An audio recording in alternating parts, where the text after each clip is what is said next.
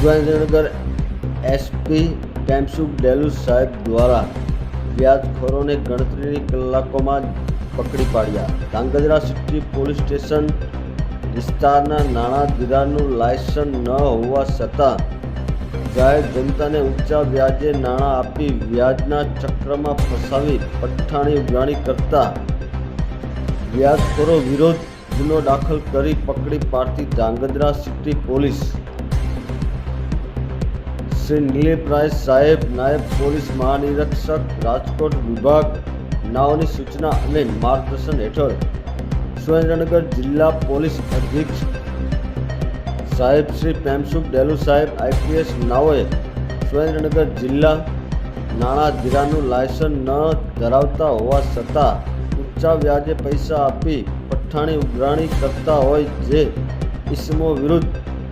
કાયદેસર કાર્યવાહી કરવા સૂચના અને માર્ગદર્શન આપેલ હોય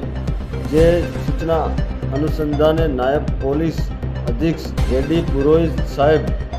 ધાંગધ્રા ડિવિઝન નાઓના માર્ગદર્શન અને સૂચના હેઠળ incharge police inspector Shri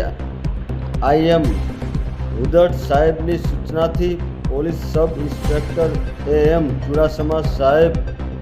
નાઓએ Dhrangadhra city વિસ્તારમાં નાણાં ધીરાનું લાયસન્સ ન હોવા છતાં જાહેર જનતાને ઊંચા વ્યાજે નાણાં આપી વ્યાજના ચક્રમાં ફસાવી પઠ્ઠાણી ઉઘરાણી કરતા વ્યાજખોરો વિરુદ્ધ ગુજરાત નાણાં ધીરધાર અધિનિયમ મુજબ ગુનો નોંધી ધોરણસર કાર્યવાહી કરવામાં આવેલ છે. પકડાયેલા આરોપી જેહલબેન ગૌતમભાઈ મેવાડા, દશરથભાઈ ભોપાભાઈ મેવાડા, પરેશભાઈ કસ્તુરભાઈ પ્રજાપતિ, રામસિંહભાઈ રબારી, અંકિતભાઈ નેપાભાઈ મેવાડા, મેહુલભાઈ અર્જણભાઈ રાતડિયા, ગોપાલભાઈ રામાભાઈ ભરવાડ, ભૂપેનભાઈ છોટાલાલ કોટક, મેહુલભાઈ ઘનશ્યામભાઈ દલવાડી, મેહુલભાઈ લાકડિયા ભરવાડ. ધ્રાંગધ્રા જે પોલીસ સ્ટેશન છે આના એક ફરિયાદી આજથી 2 દિવસ પહેલાં અમારી પાસે આવ્યા હતા અને એ વ્યાજ વટાની અંદર ફસાયેલા હતા અને જે ફરિયાદી હતા અને 10,000 રૂપિયા કરીને અને 5-6 લોકો પાસેથી ટોટલ 60,000 રૂપિયાની આસપાસ અલગ અલગ પૈસા આને લીધેલા હતા અને ઘણા બધા પૈસા એ પરત આપી દીધા હતા. તો પણ આને લોકો દ્વારા હેરાન કરવામાં આવતા હતા. તો એ સાંજના સમયે જ્યારે હું ઓફિસથી નીકળતો હતો તો એ લોકો ઇકો ગાડીમાંના મિત્ર જે છે આને લઈને મારી પાસે આવ્યા હતા.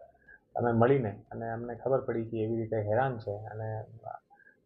તો અમે તુરંત ડીવાયએસપી શ્રીને કીધું અને જે સામેવાળા લોકો છે 5 થી 7 આના ઉપર ગુનો દાખલ કરીને અને આની જે બાઇક હતી આ પોલીસ દ્વારા અત્યારે પરત આપવામાં આવી છે અને ફરિયાદી જે છે અત્યારે અમારી પાસે શુભેચ્છા પાઠવવા માટે આવ્યા છે. ઓકે સાહેબ.